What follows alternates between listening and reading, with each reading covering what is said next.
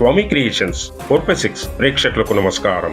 ఈరోజు మనము కుక్కే సుబ్రహ్మణ్య స్వామి దేవాలయాన్ని సందర్శించుకుందాం. ఇది కర్ణాటక రాష్ట్రములోని దేవాలయం. మహిమగల దేవాలయం. సుబ్రహ్మణ్య స్వామి తారకాసురుణ్ణి అంతం చేశాక ఆ ఆయుధాన్ని కుమారధారలో విడిచాడని, అందుకే ఆ కుమారధార అంత శక్తివంతమైనదని అంటారు.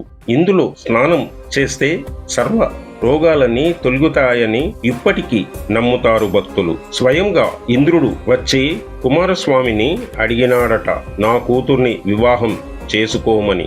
ఆ వివాహము కూడా ఇక్కడే జరిగినదంట. కుక్కే సుబ్రహ్మణ్య స్వామి దర్శనం చేశాక ఆది సుబ్రహ్మణ్య స్వామి దర్శనము కూడా తప్పనిసరిగా చేయవలసినదట.